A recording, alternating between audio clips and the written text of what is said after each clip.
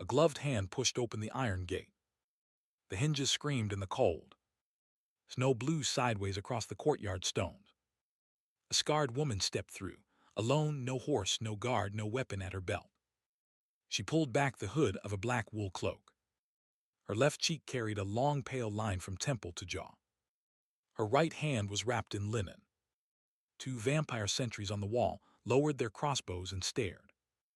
One of them whispered a name into the wind, and the wind carried it back into the keep. The name was Lyra. 100 winters had passed since this gate had closed behind her. 100 winters since the king himself had spoken the order. So why was she walking back in now, of her own feet, with her scars uncovered for everyone to see? Stay with me on this one. She did not stop in the courtyard. She did not look up at the watchtowers. She crossed the snow in a straight line, her boots leaving prints that filled in behind her almost at once. Two guards stepped down off the wall to block her path. They were young. They had been turned long after her exile. They had only heard her name in old stories told by the older guards on long winter nights. One of them lowered a spear across her chest. She stopped. She did not lift her hands. She did not speak. She only looked at him. The young vampire saw her eyes up close, and something in him went still. He stepped back. The spear dropped. He did not know why. The other guard ran for the inner doors. He shouted into the corridor. He shouted for the captain. He shouted for the steward. He shouted in the end for the king. The corridor woke up. Torches were lit faster. Doors opened along the inner walls. Servants in dark uniforms gathered in the side passages and watched her come in. The keep smelled of beeswax and pine resin, and the cold iron tang that always lived in this place. She knew that smell. She had not smelled it in 100 years. Her shoulders did not move. Her breath did not catch. She kept walking. The steward met her at the top of the inner stair. He was a thin old vampire with white hair tied back tight. He had known her before the exile. He had served her tea once in another life. His mouth opened and closed and opened again. He could not speak. She spoke first. Her voice was low and even. She said only 4 words. "Take me to him." The steward bowed his head. He turned. He walked. She followed. The corridors were long. The portraits on the walls were the same portraits she remembered. The old hunting tapestry. The black banner with the silver crown. The cracked mirror at the third turning, still cracked, never replaced. Some servants pressed themselves against the wall as she passed. Others bowed without lifting their faces. One old maid put a hand over her mouth and started to cry without sound. Lyra did not look at any of them. She kept her eyes on the steward's back. She kept her bandaged hand close to her side.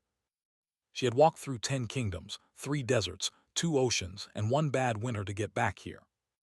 She was not going to stop in a hallway. The doors to the throne hall were 30 feet tall. Black wood. Silver banding.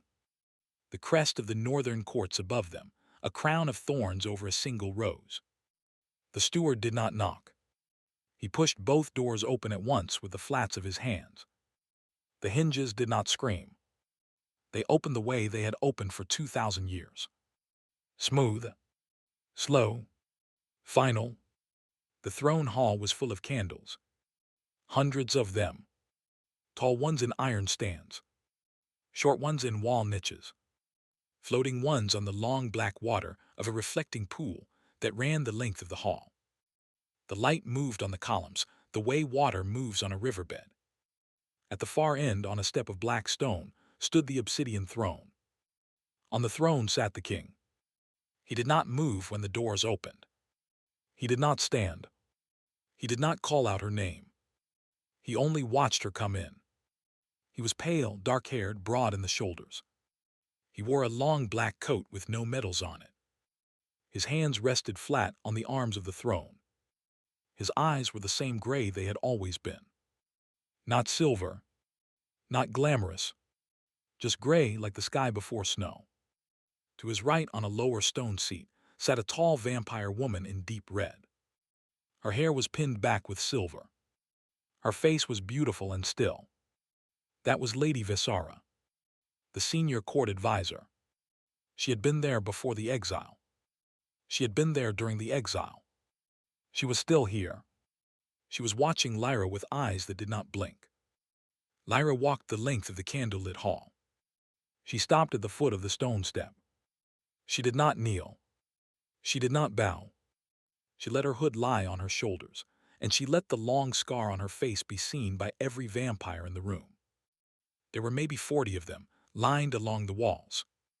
Lords, captains, council members. Some she remembered. Some she did not. She raised her chin a little. She said in the same low, even voice, "You called for me in your own way. I came back." The king's hands did not move on the arms of the throne, but the candles closest to him bent in their flames. A small thing. A real thing. He had heard her. The hall heard him hear her. Lady Visara turned her head sharply, the way a hawk turns its head when a small thing moves in the grass. She said without standing up, "The exile stands. The sentence is unrevoked. The mortal who turned her back on this court has no right to address the throne. Take her out. Lock her below until dawn. We will burn her with the morning sun and finish what should have been finished a century ago." The captain of the guard stepped forward. 2 more guards stepped with him. They moved toward Lyra. The king lifted one finger, just the index finger of his right hand. The guards stopped where they were. Lady Visara's mouth tightened. The king finally spoke. He said, "Stand back." Then he looked at Lyra for a long time. Long enough that the candles guttered once and steadied. Long enough that everyone in the hall began to feel uncomfortable in the way crowds feel uncomfortable when 2 people have a private conversation in public without saying a word. He said, "You walked here." Lyra said, "I walked." He said, "From where?" She said, "From the southern marsh, then the river, then the pass." He said, "The pass is closed in winter." She said, "I crossed it anyway." He said, "With one hand bandaged." She said, "With one hand bandaged." He looked at the linen on her right hand. The linen had a small dark stain at the knuckle. Old blood. New blood. Hard to tell. He said, "Show me." She lifted her right hand and started to unwrap the linen. Lady Visara stood up off her stone seat. She said, "My king, this is theater. This is a trick. The mortal has been trained by someone. She has come back here to lie to you. Do not let her near you. Do not let her speak to you. End this." The king did not look at Visara. He looked at the unwrapping linen. The hall held its breath. Lyra pulled the last layer off. She held up her right palm. There was a black mark on her palm. A circle inside a circle, with a single thin line running through it. The mark was burned into the skin. The skin around it was scarred and old. It had been there a long time. The room saw it. The room understood what it was. It was a bond mark. A vampire bond mark. The kind a king's bond mark looks like. It was his mark. It was still on her. After 100 years away from him, it was still on her. It should have faded in a week. It should have died in a month. It should have rotted into nothing in a year. It had not faded. It had not died. It had not rotted. The room understood what that meant. It meant the bond had never broken. It meant the exile had been a lie of paperwork only. It meant something on this throne, in this hall, in this court, had been hiding the truth for 100 years. The king looked at his own right hand. He turned it over. He opened his palm. On his palm was the same mark. Black, old, unfaded. He had carried it for a century, every night under his gloves. The hall made a sound. Not a word. A small collective inhale, like wind through a half-open shutter. Then the hall was quiet again. The candles steadied. The king closed his palm. He stood up off the throne. Lady Visara took a step back. Just one. Just enough for the candle behind her to catch the edge of her red sleeve and outline her like an animal in a snare. The king walked down the 3 black steps. He stopped 2 paces from Lyra. He did not touch her. He did not embrace her. He only said, "Sit. There is a long hour ahead of us, and we will spend it telling this hall the truth." A chair was brought. Wood. Plain. No cushion. She sat. He did not sit. He stood beside her, one hand resting on the back of her chair. The hall waited. Visara waited. Far off in the highest part of the keep, a clock struck the hour. 3 deep tones, slow as a falling stone. The candles guttered. Steadied. Held. For a moment, nothing else happened. Lyra reached for a small clay cup on the side table beside her chair. The steward had set it there without speaking. She lifted it, sipped, and lowered it again. Plain water. Just water. She wiped her mouth with the back of her uninjured hand and breathed out, slow, like a woman who has finally sat down at the end of a long, long road. Then the side door behind the throne opened. A boy ran in. A human boy of maybe 12, in a court servant's gray. He ran straight to Lady Visara. He whispered into her ear. She listened. Her face did not change, but her right hand, which had been resting at her hip, closed around the small silver knife she wore there as ornament. Not as ornament now. As tool. She turned and looked at Lyra and at the king, and her mouth opened, and what came out of it was not a defense and not a confession. It was an order. She said, loud and clear into the hall. "Kill her now. Whoever does it lives forever in my house. Whoever hesitates dies tonight." 3 vampires stepped out of the lines along the walls. Not many. 3. Her 3. The king did not move from beside Lyra. He spoke once, and the spoken word in his voice carried through the stone the way thunder carries through a valley. He said, "Stand down." 2 of the 3 stopped at once. Their knees almost folded. They had been bonded to this throne for centuries, and his voice still owned them. The 3rd one did not stop. The 3rd one had been bonded to Visara longer than he had been bonded to anyone else. He kept coming. He had a thin blade in his hand. He was fast. He was old. He was angry. He came at Lyra from the left, low, the way a hunter comes at a deer. The king moved between them so fast the candles bent toward him in a long wave. He caught the wrist. He turned the wrist. The blade fell. The vampire fell with it, pinned to the floor by one hand, his face against the cold stone, breathing hard. The king did not look at him. The king looked at Visara across the hall. He said quietly, "You, stand still." She did not stand still. She ran. She ran for the side door behind the throne. The boy who had brought the message stood in the doorway, confused, frozen. She shoved him aside. The king let her go 3 steps. Then he was at the door before she reached it. He did not touch her. He simply stood in the doorway, and she stopped, because there was nowhere left to stop except against him. If you are still with me here, hit that subscribe button. It tells me you want the rest of these. Now stay close, because the truth of this night is about to come out of her mouth whether she wants it to or not. He brought her back to the center of the hall by the elbow. Not roughly, almost gently.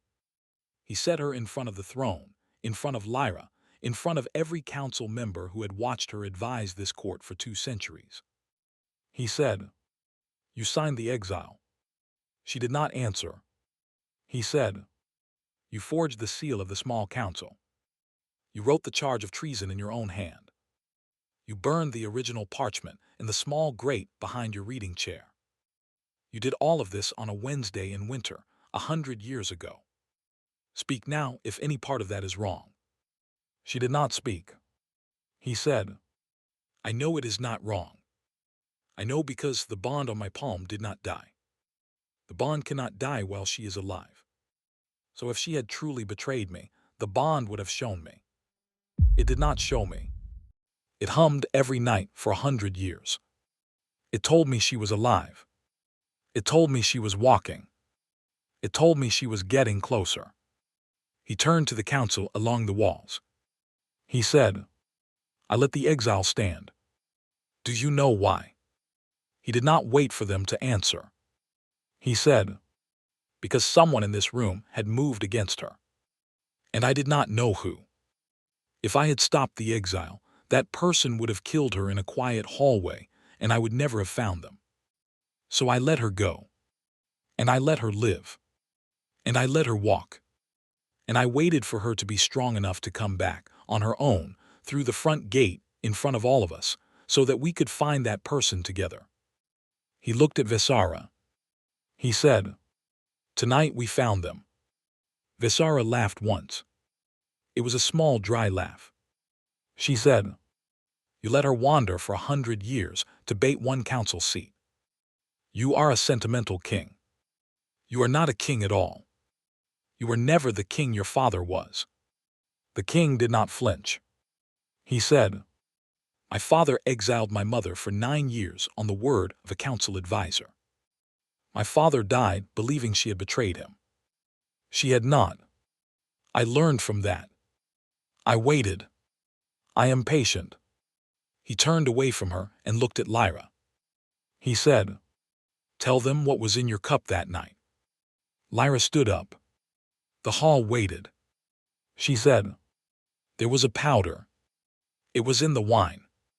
I drank one swallow and went down at the long table. When I woke up, I was in front of the council, and there were letters in my own handwriting on the table, letters I had never written, letters that said I had been selling the names of our scouts to the southern courts. I tried to speak. My mouth would not make the right words. The powder was still in me. I stood in front of all of you. I could not defend myself. The exile passed in less than an hour." She lifted her right hand. The bond mark was still there in the candlelight. She said, "I left through the gate that same night. I walked south. The powder wore off 3 days later, in a barn in the rain. By then it was too late. The exile was on paper. The seal was set. I could not come back. I would have been killed at the gate. So I waited. I worked. I learned what kinds of powders make a vampire bond mark fade, and which ones do not. I learned which ones look like they wipe out a soul, and which ones only mask one. I figured out which one had been in my cup. I figured out who in this court grew that plant. I figured out, finally, this winter who had ordered it." She looked at Visara. She said, "You wanted my seat at the small council. You wanted the king's ear without a mortal sitting next to him. You wanted the throne to harden. You thought a king with a human mate was a king with a soft hand and a short life. So you took me out. You did not kill me. You wrote me out. You thought the bond would die. You thought the king would forget. You thought the 100 years would do your work for you. The 100 years did not do your work for you. I came back." Visara opened her mouth to answer. No words came out. The king turned to the council. He said, "I will hear any voice that defends her now." The hall stayed silent.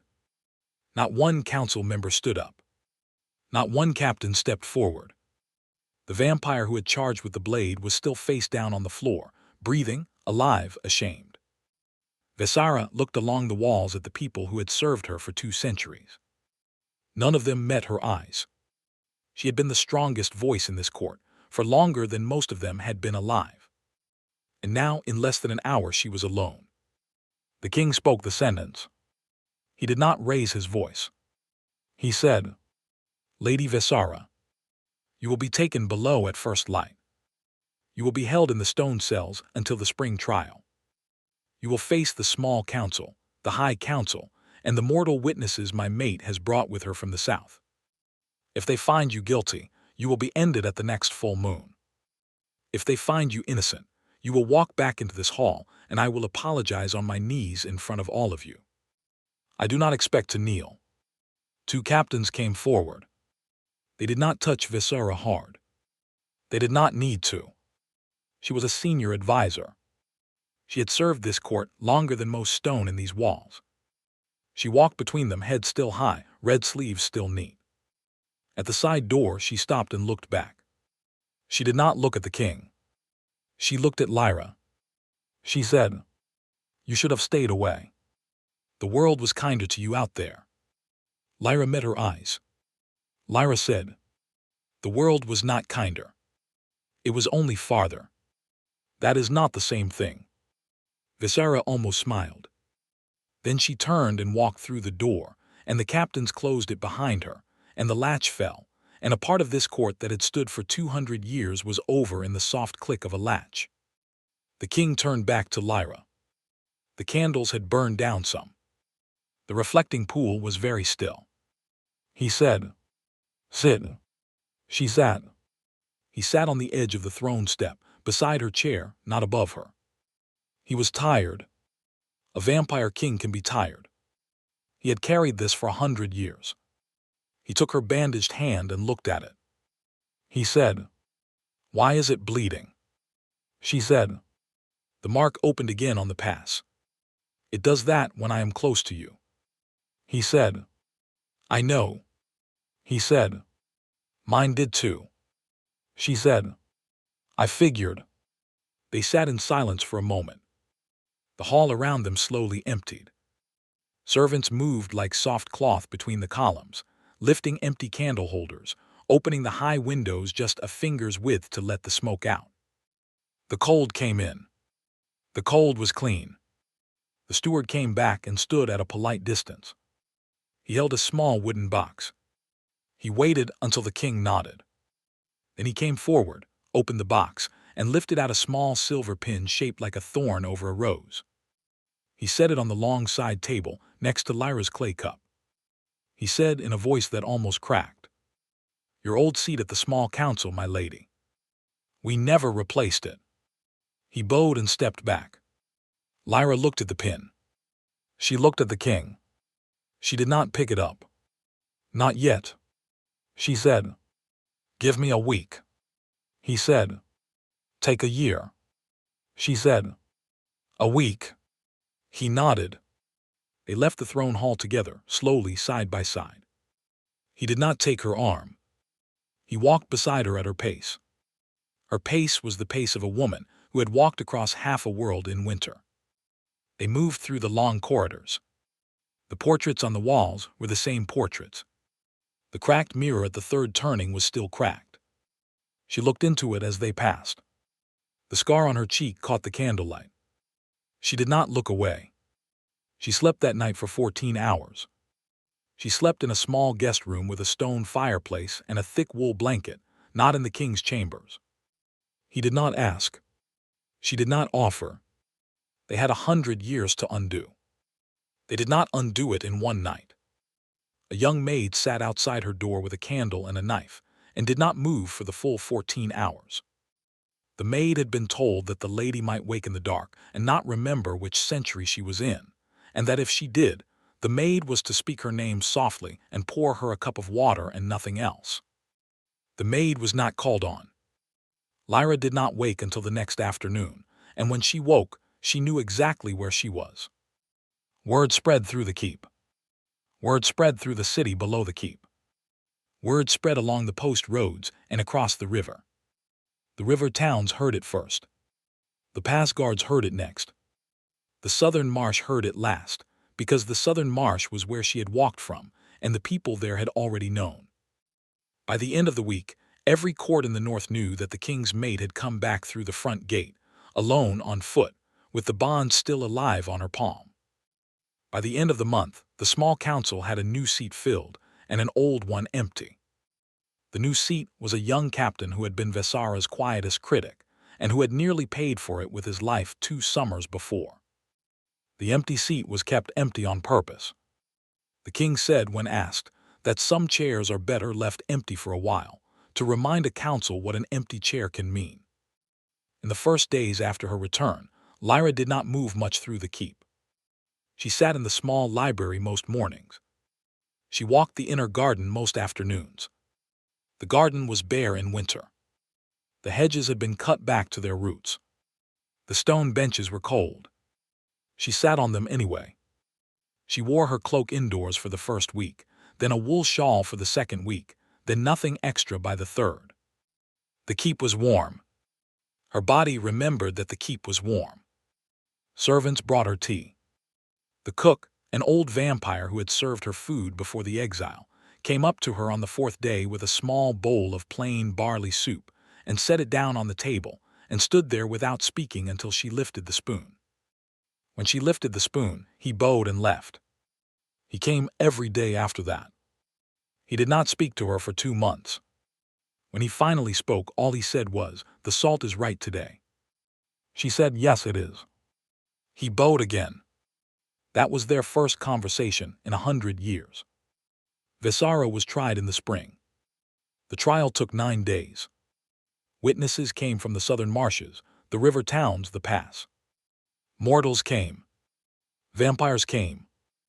A small woman from the barn where Lyra had woken in the rain came and pointed at the powder vial Lyra had brought as evidence and said, "Yes, that is the one I scraped off her lips when she would not wake up." A scout from the southern courts came and said, "Yes, those letters in Lyra's handwriting were the ones that had been quietly delivered to him, but he had known at the time that the handwriting was off, the letters tilted too far right, and that no scout who had read Lyra's true reports for a decade would have been fooled. He had said so at the time. He had said so in writing.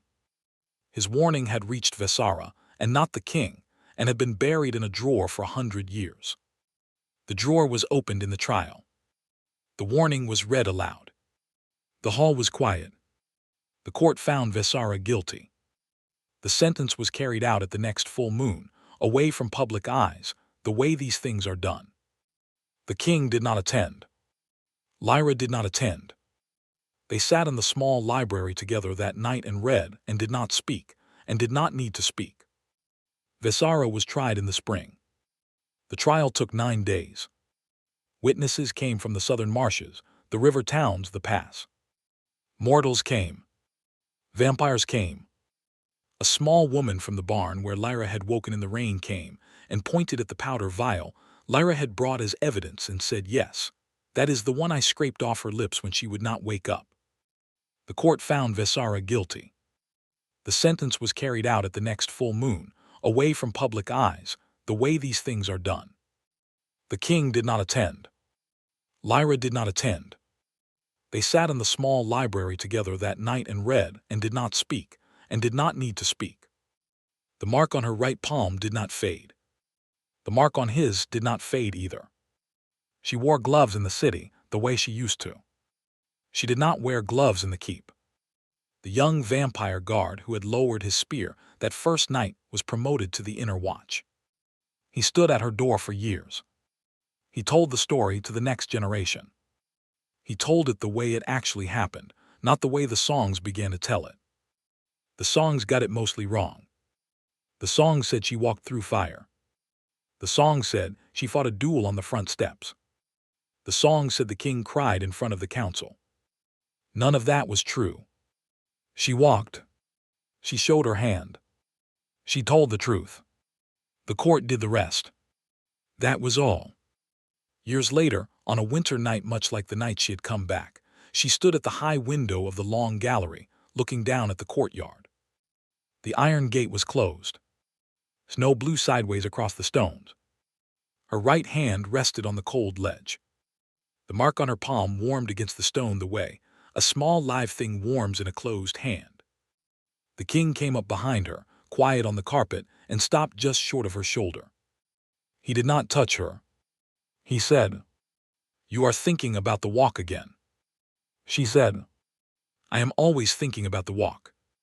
He said, "Was it worth it?" She did not turn from the window. She said, "Every step." The wind moved across the courtyard and pushed the snow into long pale ridges along the wall. The candles in the gallery bent once toward the king, the way candles always did, and steadied. The keep was warm. The world outside was cold.